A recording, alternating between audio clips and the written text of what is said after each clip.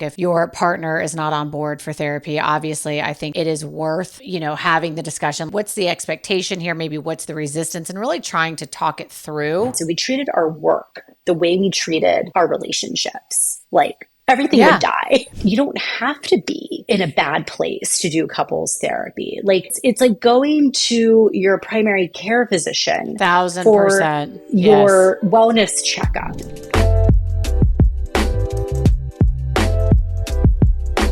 Benu, welcome to the show. I'm so excited to have you here. I'm excited to be here. Thank you for having me, Amber.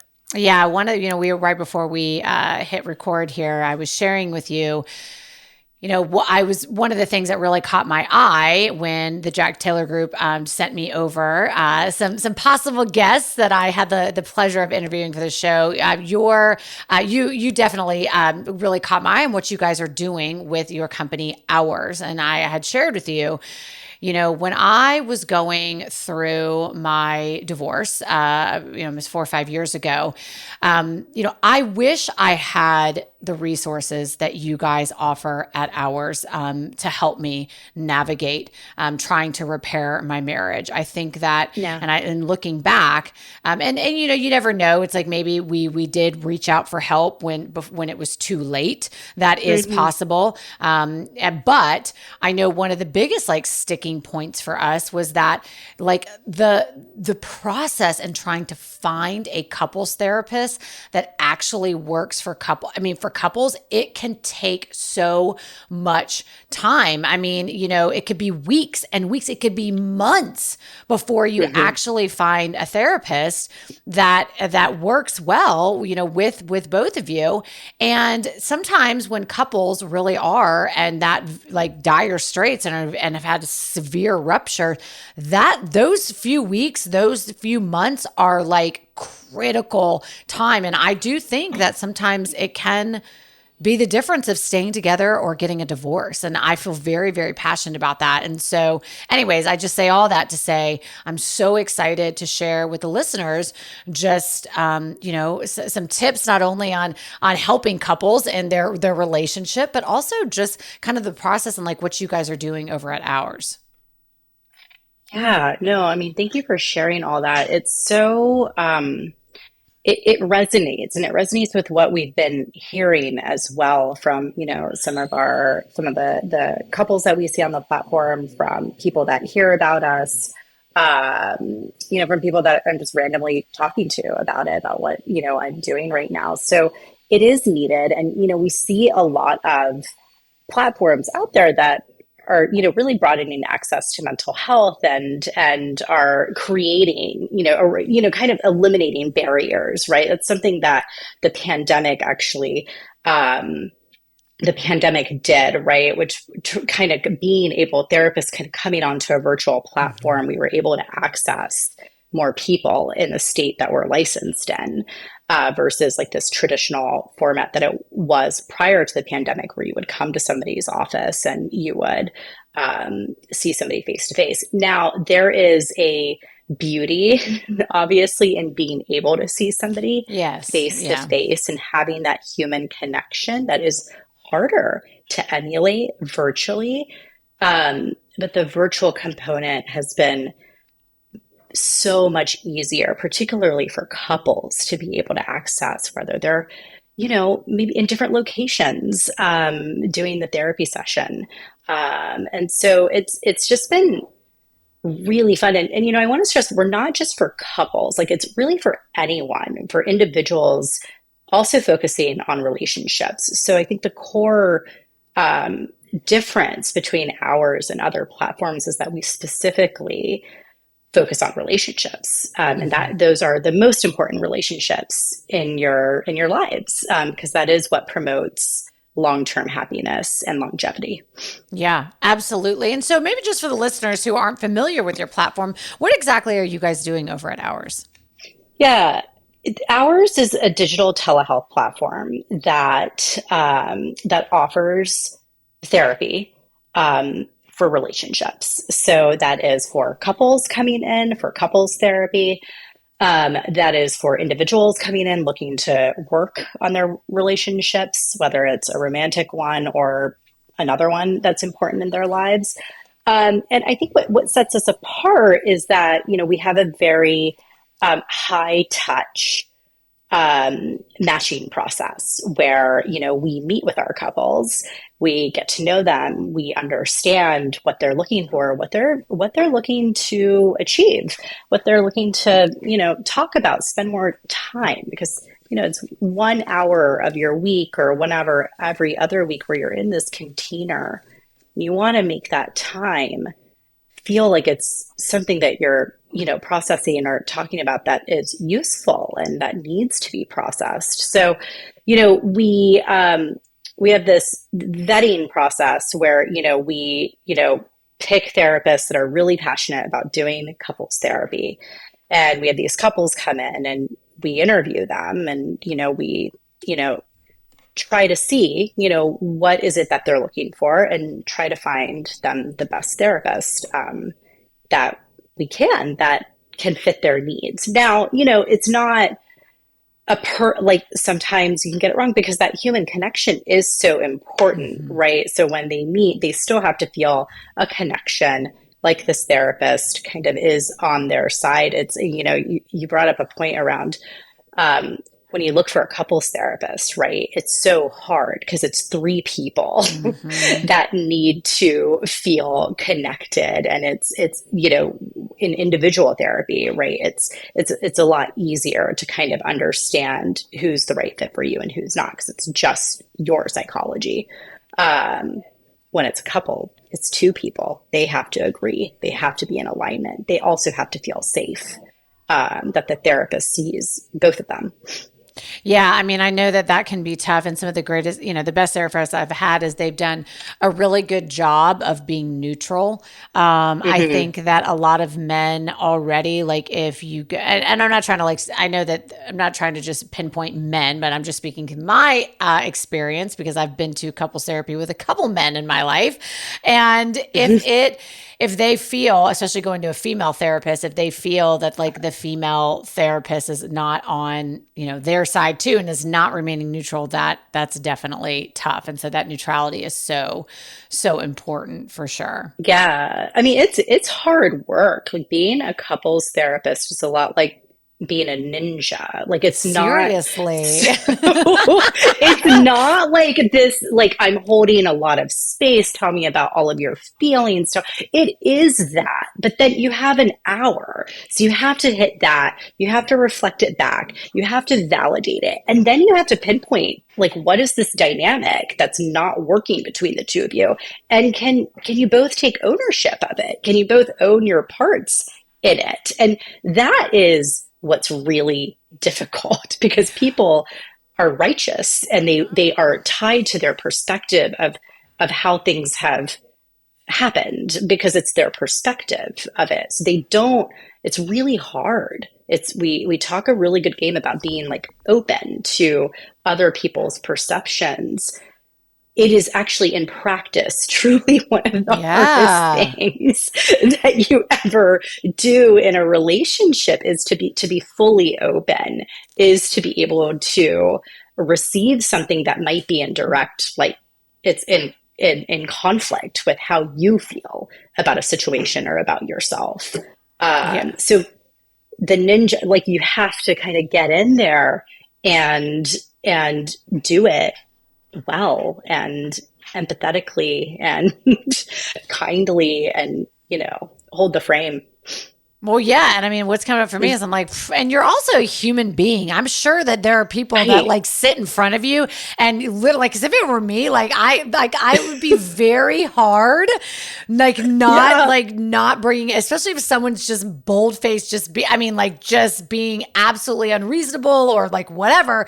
Like you're a human being. Like yeah, I don't know how you therapists do, how you couples therapists do, because those couples counseling sessions can get heated, hot, quick. Oh, yes. Yes. And Yeah. a fight can just erupt and then you have to maintain control. So a fight can happen and then oh my God, I sometimes in the early days of doing this, I would I would just get in the fight with them, right? And Seriously. right, because it's like it's hard to stop. So you have Yeah. to really like kind of see where it's going. Yeah. You'd be able to kind of detect like how what is the buildup Yeah. prior to it, all hell breaking loose. Well, you said something a minute ago that I wanted to talk about a little bit because I really do think, like, at its core, this really is kind of, I think, the baseline for, or kind of or the underlying reasoning for like all like ruptures in relationships, I think, is our inability to see our partner's perspective, right? Like we are just, I mean, we are reality. Our perception is our reality, right? And like our, obviously, as we know, like that's all the way in which we view the world and the way we view Yeah. circumstances and all of that. It's through our own programming, and it's very, Hmm. very hard, and it is a learned skill, and one that I've had to really learn in doing my own inner work, especially post divorce on how can I really disconnect of through disconnect my own lens and really try, like you said, and be open to my partner's lens and the way that he does things. I'll never forget my ex-husband, and this is something we would always fight about, where just be like, I don't understand why you can't, X, Y, and Z, and I'm like, because that's the way you would do it, right? Like you don't Yeah. understand. And I always felt so misunderstood because it was like, you're Right. trying to like analyze me through the lens of which you would behave and the lens of which you would respond to something. And that's Hmm. not the way that I would. And that was just such a huge source of contention. So I'm curious, like Of this idea, course. yeah, like this idea of being so open and like trying to understand our partner's perspective and all of that, like that is way easier said than done. So what are some Of ways? course. Yeah.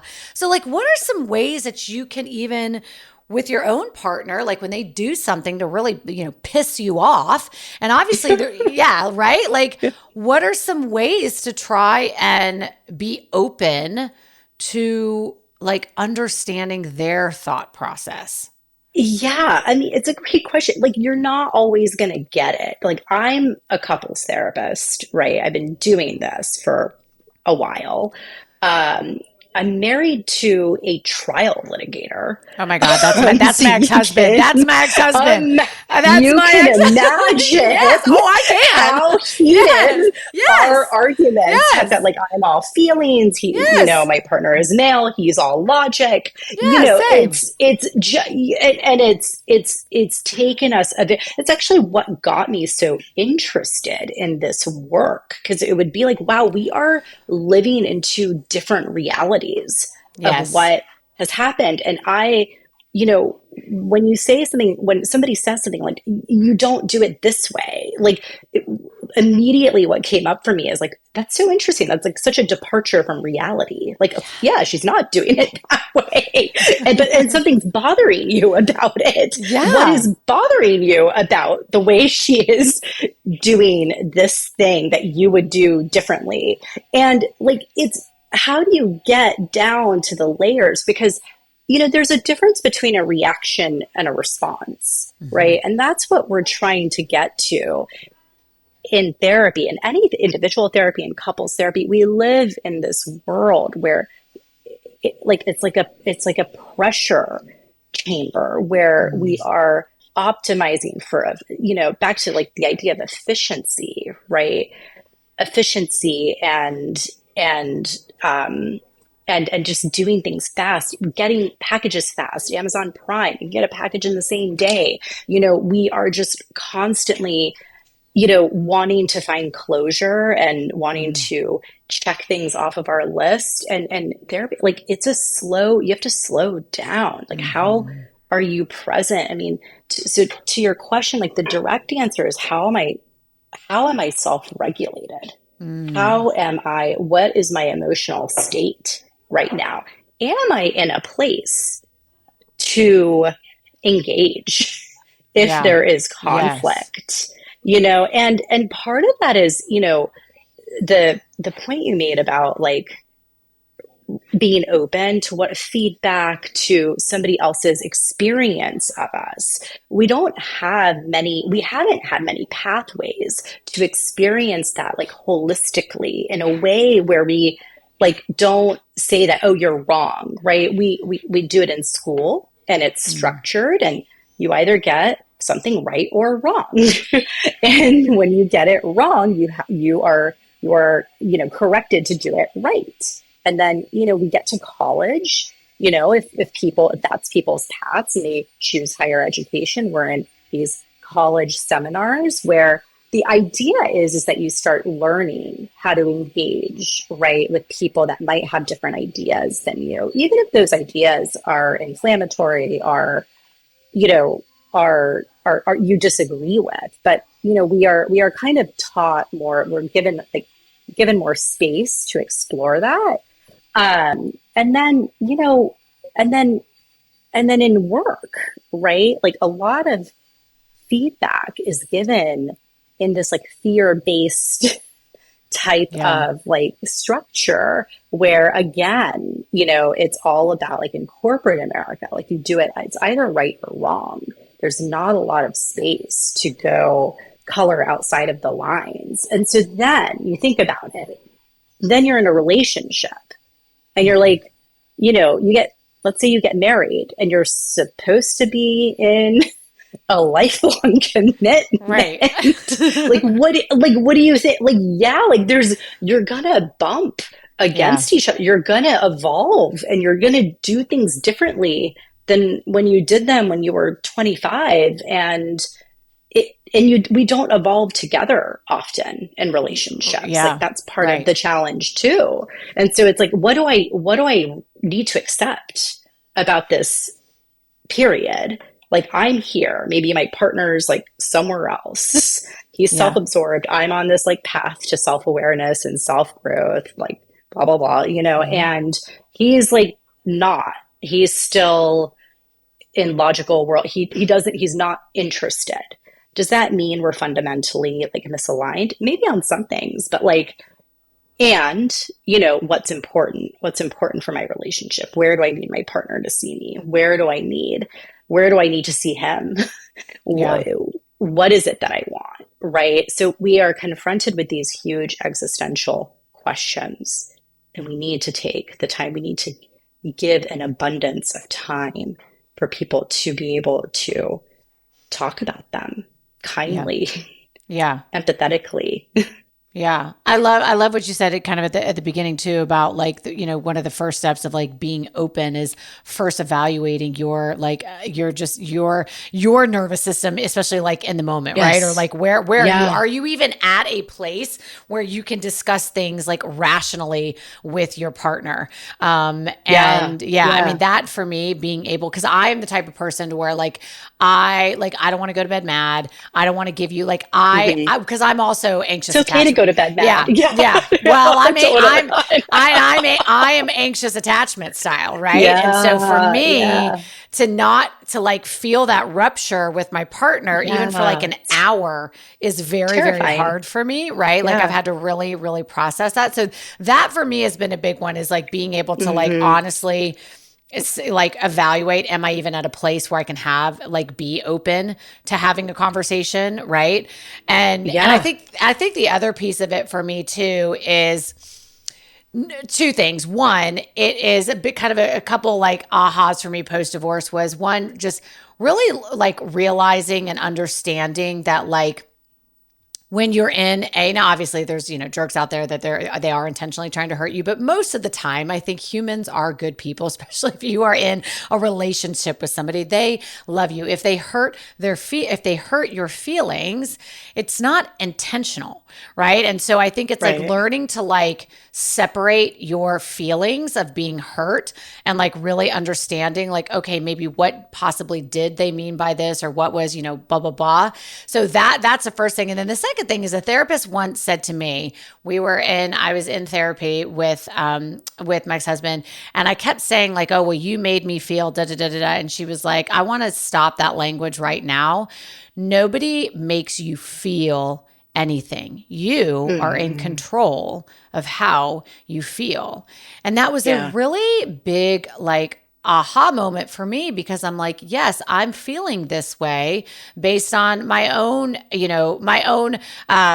beliefs or my own thoughts or my own, my own lens or whatever. And so that Yeah. being able to like understand that. And then the other piece of it is like, like understanding that sometimes going back to the whole, the giving them the benefit of the doubt. I love using the language of like, the story I've created for myself is that you said Mm-hmm. this because of, Mm-hmm. X, Y, and Z, right? And Mm-hmm. that for me is like so, I think it also disarms your partner a little bit too. And you're like, hey, So, anyways, Yeah. for me, those have been some like really big things of just learning to be open to understanding Yeah. my partner's point of view. Yeah, I love that. I use one of the tools I use in therapy, right? It's a narrative tool where we use the story I tell myself. It creates Yeah. some separation between Yes. my experience and the story of it. You're not, you made me feel. It's not you made me feel, it's your actions or the words you said made me feel a certain way. The feelings are my own, right? But there may have been a pattern of somebody saying something in a certain way or a pattern of behavior, right, that makes you feel. And that's what needs to get, it's like peeling the onions or peeling the layers of an onion, right, where you have to kind of just get down to the core of what it is. And that takes time, right? Yeah. So sometimes I see a lot of couples where they just like want to come in, they want it to be done really fast. There's a lot of, I didn't realize this because like I grew up in a family that you know, that my parents fought openly in front of us. And it was something like it was very normal to fight. Right. We're a big Indian family. We talk loud and we fight. And so, but everything would kind of, I don't know, this fight would be over in like 10 minutes and then we'd talk about dinner. Right. We would just go on with the day. We would see it. And I'm married to my husband who is the product of, a couple of divorces. And he would freeze, this is a Mm. trial litigator, like just totally, completely shut down when we would fight. And I would be like, come on, like, what's up? Like, let's just hash Hash this this out. out. Not a big deal. Yeah. Yeah, not a big deal, right? But conflict was so big for him. It was something we really had to kind of work on that, immediately where he went would be like, if we fight, we'll get divorced. And immediately, Mm. like my way is like, if we don't fight, We'll get we will divorced. get Yes. divorced, Right. Yeah. And so it's so interesting to see people who come in who are their experiences with conflict, right? Their stories around conflict and how it shows up in their relationships. They're not even aware of it because it's inertia.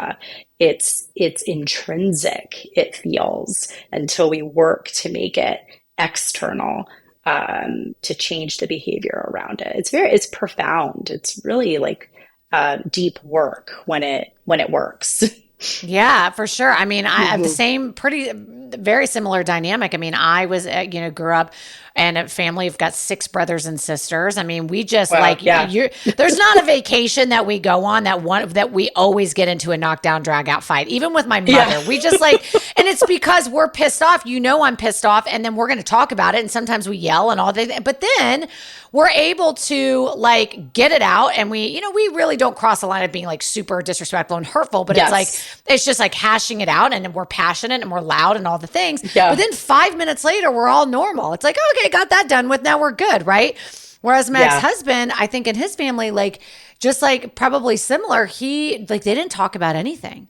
Like, and so Hmm. what that caused him to do was internalize, compartmentalize, learn to that you don't discuss how you're feeling with your partner. And then Right. that can lead to some different unhealthy behaviors and all the things. But it's like that. And so for me, that was, you're right. Like really, it is a process, and the work is very, very deep. And it's like, and when you think about it, right? I mean, you're bringing two people together with two totally different sets of experiences, and now like you're joining them together for the rest of your life. Yeah, like yeah, no wonder, Yeah. no wonder Yeah. why it's hard and people end up in divorce and all the things. Like there's a lot of dynamics at play there. Yeah, absolutely. And we think about how we are with our friendships, like with our closest girlfriends. If somebody says something like a little, like, off color, like we might say, like, hey, like that stung, right? And it's essentially like, how do we bring that? And you see this, like, I see this with individuals too, who really like hold, they have these, wonderful friendships, right? And then they hear something that stings from a friend. And, it's brought into a therapy room and it's processed and it's like, what would it be like to talk to your friend about this? Yeah. Right. and Right.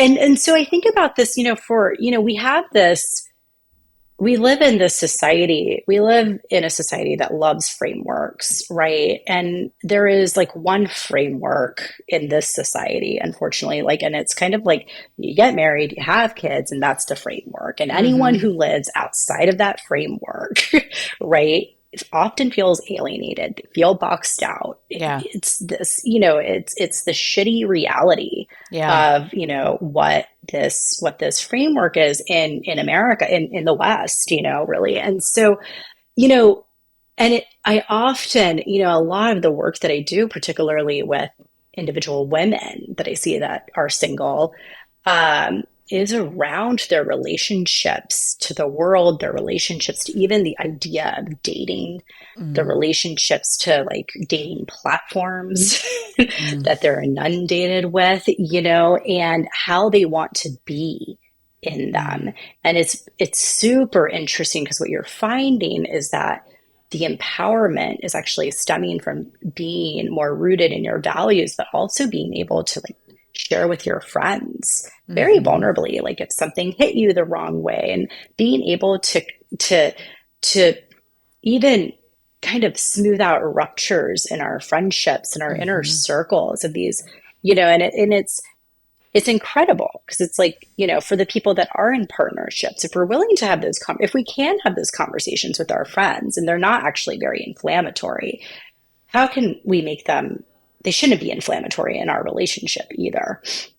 Yeah, absolutely. I totally agree. And I Mm, think like that's such a huge part of, especially I do think, well, I think it's true for men and women though, about really learning to use your voice for sure. I mean, yeah. yeah, I mean, that's huge. Well, one of the things you mentioned a little bit ago was that with the platform hours is that Hmm. you work with couples who are passionate about, getting couples therapy and what came up for me was, I know there are so many women listening to this right now and be like, well, I'm passionate about therapy, but my husband sure is not passionate about Yeah. therapy. Yeah. So, like, how, yeah, what advice do you give that listener who's really struggling with that? Because that is a dynamic I know I'm sure you see in your practice all the time. And not to just call out men versus women, but I mean, I think it is. Do you find that is more the norm than the women refusing therapy? I mean, it's honestly a mix. Mm. Sometimes the men are initiating the Huh? therapy. I'm like, And I'm like, are those yeah. men single now? Can you send them my way? Yeah, no, sometimes it's like they're the ones kind of like, oh, there's a, I don't know, we keep bumping on this one issue. Like, I'm going to reach out to this therapist. And you know what? And I think something that ours provides is this convenience, right? You can kind of now Google couples therapy virtual. And, there's this platform that will pop up where you meet somebody and they understand your needs and they'll match you to a therapist. So it's kind of like, right, it's kind of this concierge where service where I think that, traditionally, like you said in the beginning, you're interviewing people, it takes 6 to 8 weeks to just get started. So, but yes, there ambivalence is huge. Mhm. There's always, I think, even the people that are actually like really into it and really into self growth, like there's still ambivalence at Mhm. play. I would, a strategy, like I would normalize it. Yeah, it is, Yeah. it is, Yeah. it is kind of weird. We have to talk about our feelings and then we have to like go back into the workplaces and be in the world. Right. And Yeah. so, and like, and so I think that I don't, I think exploring it, being curious about it. What is it that makes them ambivalent? What are their expectations? What would they expect from doing something like Yeah. this? Because maybe there's a lot of fear there. Maybe there's stuff you don't want to open up. Yeah. It's amazing because you see a lot of people like, they're therapists, and now there's this new thing, coaching. Not Mm. new. It's just kind of come up, Yeah. right? And it's in maybe the last decade. I actually just am completing an executive coaching certification, because the toolkit is so different than Mm. doing therapy. And I think that it's a wonderful opportunity because something you're also seeing in the mental health world is a lot of burnout. And Mm. so I think it's so wonderful. I understand you're also a board certified coach, Mm. right? I think it's so wonderful that there's this other industry that's coming in where we Mm. can, like, there's a partnership Yeah. that, I'm really hoping will start to form because, there are people in therapy who want to be more forward looking who actually might benefit from more coaching, just like there are people who are doing coaching who might benefit from maybe doing some more therapy. So if there was a little bit more integration, in the two fields, which I think it is headed there over Yeah. time, it will really be a game changer, I Yeah. think. Yeah, for Mm. sure. And I think one of the things that I've learned as far as, that dynamic, if your partner is not on board for therapy, obviously I think it is worth having the discussion, like some of those, those questions you just asked, like, okay, what's the expectation here? Maybe what's the resistance, and really trying to talk it through with your partner and trying to understand your partner. But I do believe at the end of the day, like, you know what, we are responsible for our own growth. And if your partner is just adamant about not doing therapy, I mean, I know for me, just at some point, it's like you can control what you can control. Yeah, And I mean, we offer individual therapy for couples where like one person is interested and one's not. So another, tactic is also like, what would it be like, if you're not already in therapy, what would it be like for you to start therapy or something? Like, what is needed for you too? So I think it's also putting the question even back on yourself. Why is this so important to you right now? yeah. Um, what is the meaning behind it? Yeah. And so do you also, with the individual therapy, is it also for, I know you said it's not just for romantic relationships. Let's say somebody is wanting to really improve their relationship with themselves and their relationship maybe with their kids and the way they respond to their kids. Is that something that, somebody could come to you guys for? Absolutely. Absolutely. We're all in relationships at the end of the day, Right. right? So everyone, our belief is that everyone who wants to focus on their relationships, even if it's with themselves, should have a place to come to. Yeah, yeah, absolutely. Well, I'm curious, what are you finding are some of maybe your top two or three recommendations as far as books that you think? I have my own little list that I think all couples should read, but I'm curious if there's if they Uh, match. What are maybe two or three books that you feel like all couples, no matter if you're in a super happy relationship or maybe you've got some things that are going on, like what are two or three books that you think all couples should read just to maintain a healthy relationship? oh man, I'm so curious what's on your list. Oh yeah. Um, I've got the two. Well, here's the two. The two for me are Hold Me Tight, for yeah, it's a sure. great one. And then Attached. I mean, I think everybody, whether or not you're single, like everybody needs to read Attached, in my opinion. Those are two really great books. Sue Johnson actually just recently passed away. Mm. She's, the mother of emotion focused therapy. One of Yeah. the evidence based practices that clinicians use in couples therapy, and just such a wonderful, wonderful person. Both of those are actually books that I recommend. Awesome. And the Gottmans have some Mm-hmm. wonderful literature, Mm-hmm. because they've been doing this for so long. They like Mm-hmm. had a laboratory where they were really kind of, really picking apart the data, right? So Mm-hmm. they have really great books on dating, on rekindling, on and they structure it. It is in a format, right? I also love, and this isn't necessarily like a book on like couples, but um, there's by Doug Silby. There's a book on presence, and Mm. cultivating presence. And I Mm. think that is just so needed Oh my right gosh. now. Yes. I mean, I was just having this Uh, conversation with a client yesterday, and she's like, I have so much on my mind right. And I hear this from moms a lot.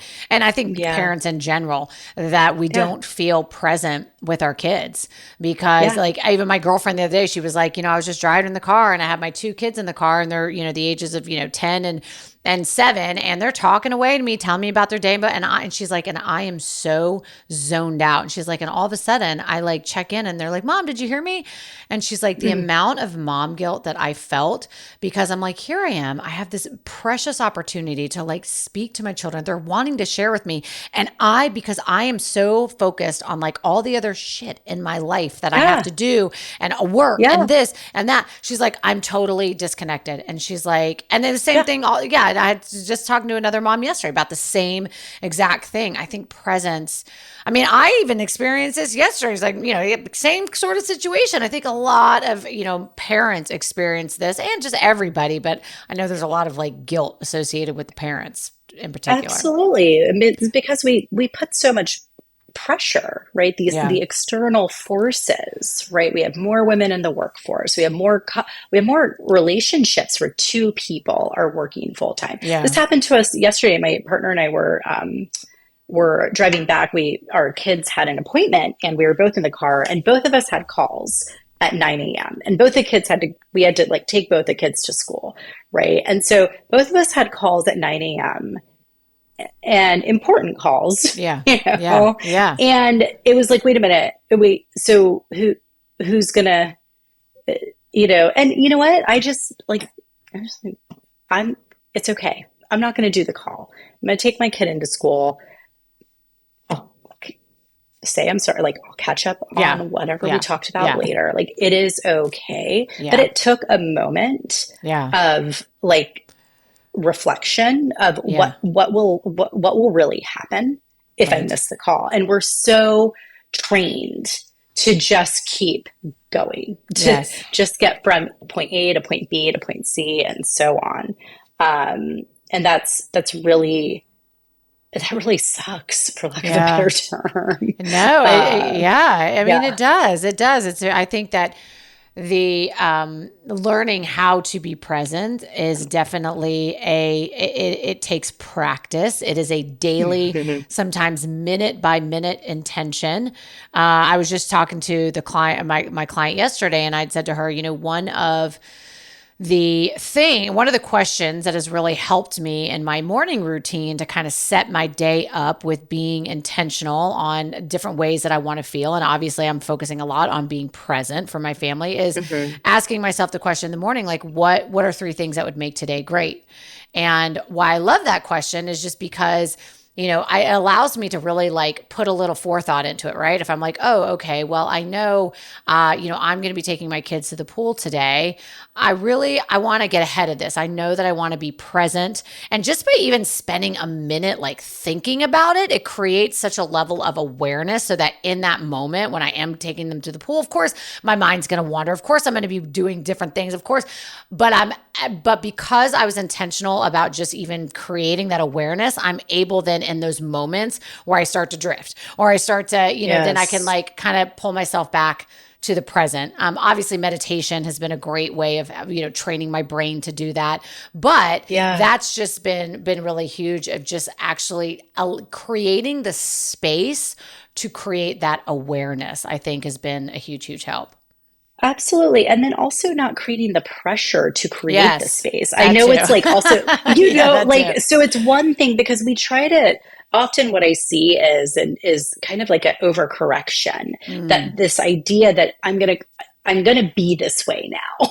and right. that's Yeah. great. Like that's, yeah, if we were all this way, then all the problems would be solved, right? Right. But we're not. We're human. And that goes back to the point about regulation and how we are regulated and how we are experiencing the world, and allowing also space for the negative to marble with the positive, to create this coexistence that Yeah. is just fact. Like that's what we carry throughout the day. Like I don't wake up jumping out of bed every morning, Oh, like super happy. Sometimes I wake up and I'm really tired. Sometimes, I'll be 41 in a couple of weeks, and it's like the minute I turned 40, like sleep was yes, what girl. just got so much more important, Hmm. and it was also disrupted so much more Hmm. easily.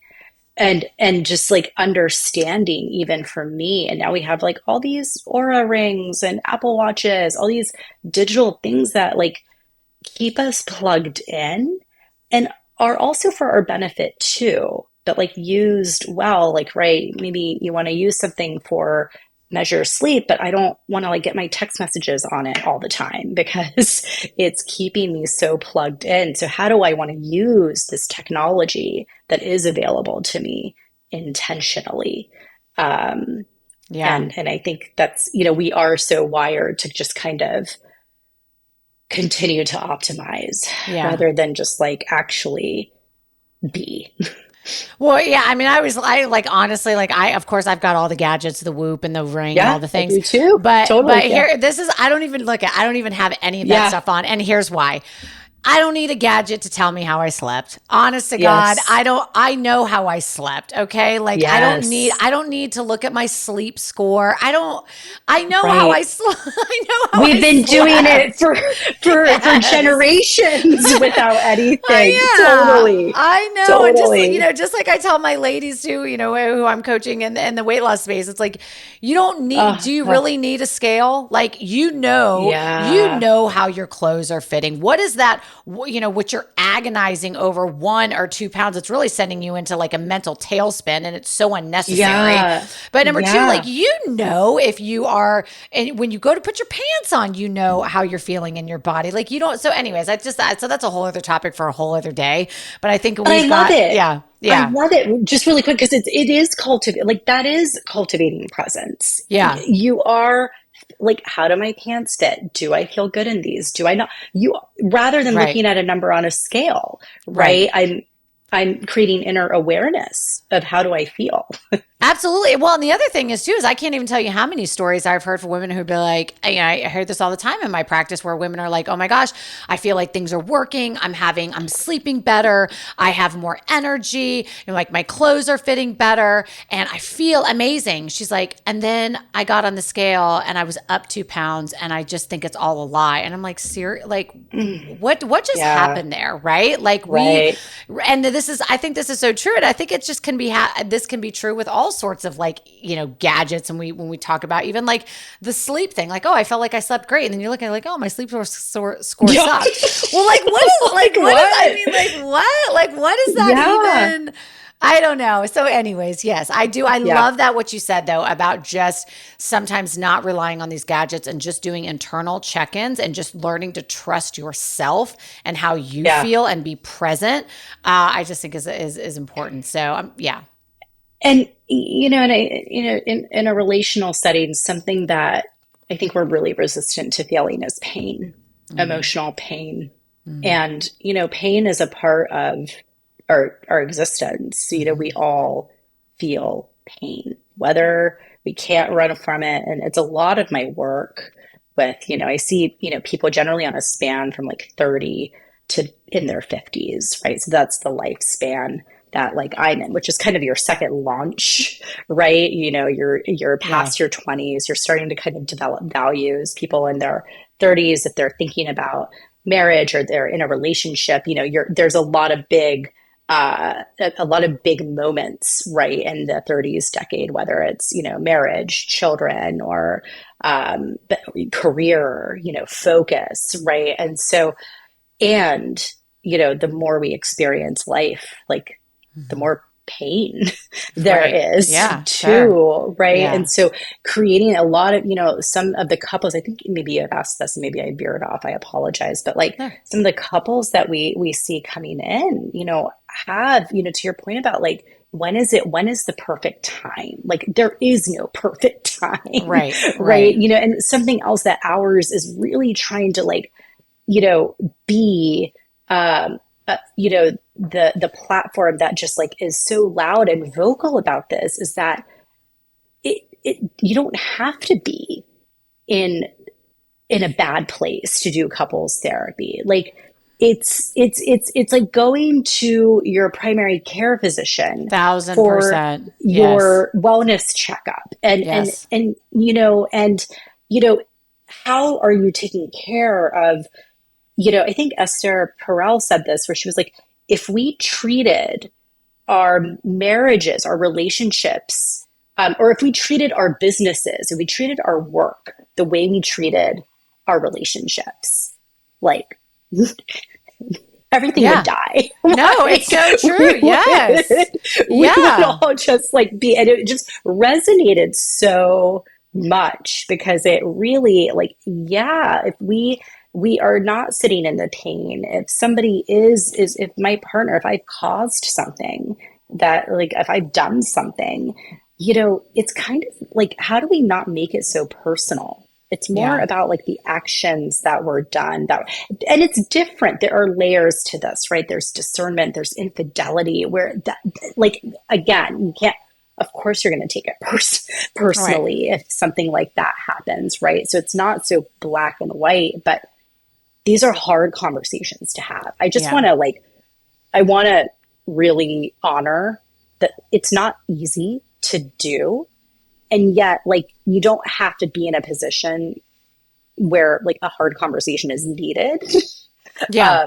to do therapy. Because actually, the therapy can be the launching pad to helping you get comfortable with harder conversations. Absolutely. And I always say this, it's like, gosh, if I could do this all over again, I think every couple should, just like you go to the gym, like you said, just like you go see your family doctor. Like I really do believe that every marriage would benefit from having couples therapy from day one. I think Yeah, so many of us, we do premarital counseling. It's usually with like a priest or something like that. And it's not really right. even premarital, and then nothing after that. And I just think that that's such a short-sighted, it's sort of like you get married, just hope for the best, right? And it's like I just think Yeah, that there's so many other interventions that can be done to prevent the rupture, right? To kind of just learn as you grow, which we all do, and change, to make sure that we're growing together, to learn each other better, to understand each other better. So yeah, if I could do it all over again, I would do therapy from the start. So thank you it's for bringing awesome. that up. That's such a huge point. So Benu, thank you so much for being here today. I love this conversation. So where can the listeners find out more about ours and maybe see if it's the right platform for them? And one other Yeah. question I wanted to ask, does ours take insurance? I know my listeners are going to want to know this. Yeah, I mean, it's a great question. Of course, you would want to know if, it should be covered by insurance. So yes, we will accept the insurance and we will run it through. We Yeah. partner with a platform that actually like takes care of the insurance for us. So if if there are people out there that want to try to use their insurance, we will take it and we will we will get it reimbursed Oh, good. Okay. to whatever the allowed amount Yeah. is. Yeah. That's good. Yeah, so that's definitely something that we can take care of. Cool. Okay, cool. So where can the listeners reach out and find more about ours? They can reach out.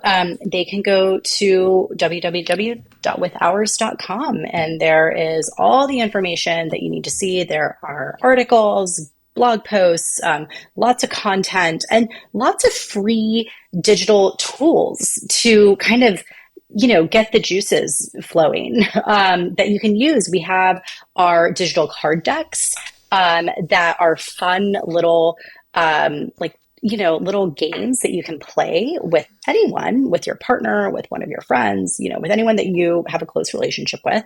And these are tools to kind of prompt you to have some deeper conversations, and those are free. So Love it. it's a good way. You don't have to just go to the site and like sign up to just get a taste of it. There are things that you can interact with that where you can get a flavor of it.